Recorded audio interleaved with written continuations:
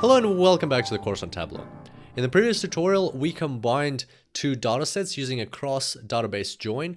The first dataset came from an Excel file, the second one came from a CSV file, and now we've got a new dataset with the population column available to us. So let's go ahead and proceed back to our cluster analysis and refine it and see if this population column can make a difference. So there we go, that's our cluster analysis. I'm going to duplicate this sheet. And now we're going to see how we can refine this analysis. Now, all we need to do is we need to right-click clusters and select edit clusters. So we don't even have to add this new column population into our visualization. We don't need to actually see it for it to be included in the cluster analysis. All we need to do is drag population into the list of variables for our clusters. Click it here. And as you can see right away, now we have a different picture. Now, based on these three variables, if you think about it, it's like a three-dimensional modeling exercise that's happening in the background where Tableau is taking these three variables, marketing, spend, revenue, and population, and it's looking at those three variables. It's understanding how to best group these observations into clusters based on their proximity, and then is just translating the result into colors on our two-dimensional chart. So basically we could keep putting in more variables in here. Same would happen. Tableau would group them in a multi-dimensional space. It could be a 5-dimensional, 10-dimensional space. So it's just basically performing some mathematical calculations to understand what's the best way to create groups of proximity of these observations, and then it's painting them for us here in colors on our two-dimensional visualization, so it's just easier for us to assess. So that's what's happening in the background, and now let's have a look at the analytics that now we can perform. As you can see, a very different picture. Before we had two groups, and these elements were part of this bottom group over here. Now this bottom group is on its own. Then you've got this yellow group, which kind of overlaps with the blue. So even though for us they overlap, these two groups, they overlap, as some of the orange, yellow dots are above the blue and some of the blue are below the yellow. In reality, this is because we don't see that third variable, the population, and we'll have a look at a couple examples just now of that. So before we do that, what I'm going to change is the actual representation of the visualization. So let's go to shape and change this from a circle to a filled circle. And let's increase the size, maybe something like that. And now in color, let's set some transparency. So somewhere like that, so we can actually better see what's going on. And now let's take population and we'll just put it into detail so that it comes up when we look at the pop-up. So let's start with this bottom set of observations. So here you'll see that population is about 100,000, 102, 107,000, 108, 106, 103,000, 105, 109, 109,000. So around those numbers. Now let's have a look at these. Here population is 126,000, 132, 147, 128, 140, and so on. So in these orange dots, the population is higher. Now let's look at the blue dots. Blue dots, population is 200, 171 here, 197, 200 here, 213. So as you can see, the population in the blue dots is even higher than orange, and that is how they're distinct. So even though they're close here, proximity is high, so they're close to each other, but at the same time they differ in a variable that we don't see on this visualization, which is population. And that is how Tableau has assessed that there is actually three groups here. So the blue, the yellow, and the red. And that is a great step for us. So first of all, the fact that this group is separate kind of confirms our thinking that population does affect revenue. So all of these cities, they have a population of about 100, so under 110,000 people, and therefore maybe the marketing efforts are not yielding any additional results. Whereas these cities, they have greater populations, and therefore the marketing efforts are actually maybe there is a correlation that why the marketing efforts are giving us results.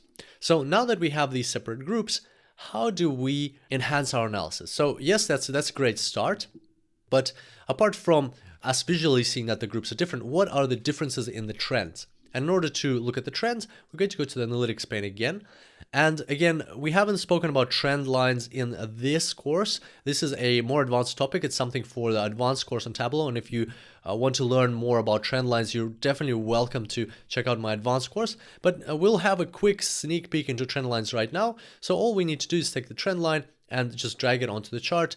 We're going to a linear trend line, so we can just drag it onto the chart. It will still create a linear trend line for us. And what we can see here are the 3 trend lines for these 3 clusters. So in the red, first of all, for every trend line, you can see the main line. So this is the linear regression, and the 2 lines on either side, those are the confidence bands. So you can see that they get narrower towards where there's a lot of points, and they widen further out because there's less confidence in where the points will fall. And same thing, we've got the orange and blue. So what you can see for the red line, for instance, if you hover over it, you'll see that the revenue, so the formula is at the very top. It says that the revenue is 0.94 times marketing spend plus 16,943. So basically what we're interested in here is this first bit, so the slope. And here it's 94, 0.94. So what that means is that for every dollar of marketing spent, the revenue goes up by 94 cents. So that's even less than by $1. So basically you're losing money. Let's not forget that this is revenue, this is not profit. So basically a marketing spend is going to come out as an expense from revenue if we talk about financial terms. But the main point here is that this coefficient is less than 1, meaning that for every dollar that you invest into marketing with in this cluster, you're only, according to this model, you're only getting back 94 cents of revenue. Whereas for the orange cluster, you're getting back $7.32. For every dollar invested into marketing, the revenue, predicted revenue input or increase in revenue is $7.32. For the blue cluster, every dollar spent on marketing increases revenue by $3.17. So that is a very, very powerful insight. And I'll explain exactly why right now. So this insight is so useful to us because let's have a look at these expansions that have been created. So if I select new here, first of all, you can see that so many lines are being drawn right now. And that is simply because Tableau is recreating these trend lines for the highlighted features. So to switch that off, we'll just click on one of these trend lines. We'll click edit trend lines, and at the bottom, we'll just uncheck show recalculated line for highlighted or selected data points. Click OK. And now it won't recreate the trend lines for the highlighted data points. So now from the drop down, just select new, and there you can see our points. So you can see that we have one of the new stores was opened, and it is, in terms of proximity and similarity, it is very similar to all these red ones that we already have. So it's been operating for a bit. We already know what the marketing spend is, what revenue it generates, and we can see that, and based also on population, it kind of falls in this category. So from that, we can derive that there's a high likelihood that if we keep investing into marketing, if we add another $1,000 or another $1,000, then not much is going to change because this trend line is predicting that per every dollar that you add into marketing for this cluster, you're only getting 94 cents of revenue, an increase in revenue. At the same time, we've got 5 stores or 5 cities were opened that are very similar to the blue cluster and 4 that are similar to the yellow cluster. And so the question is, out of these 10, which ones would you recommend the CEO to invest money in marketing? So that's the question to you. Maybe pause this video and think about it based on the analysis that we've performed. Which ones would you choose? Obviously, it's not the red one, right? It's not the red one because it's in a very bad situation. Would you choose the blue ones or would you choose the yellow ones? Let's say, for example, you can only choose 3 cities. Which 3 cities would you choose? Would they be orange ones or would they be blue ones? And that's a wonderful illustration of the power of clustering and trend lines when you put them together. So if we just forget about the clusters or even forget about just the trend lines, right? So if you forget about the clusters to start with, so let's for instance, let's remove the trend line. And so our unclick trend line, and then let's remove the cluster. So just from here, you would perhaps pick 1, 2, 3, the top 3, right? Because they're generating the most revenue, these stores. Or you might say these 3 because they're generating a lot of revenue, but at the same time, their marketing spend isn't that high. Now, if you return the clusters, you would probably look at these and you'd say, all right, so the blue cluster is obviously higher, so I would still pick stores from or cities from the blue cluster. But then if you return the trend lines now, you can see that even though these are great cities, great locations, so if I select this again, you'll see that these are great locations. They're generating a lot of revenue.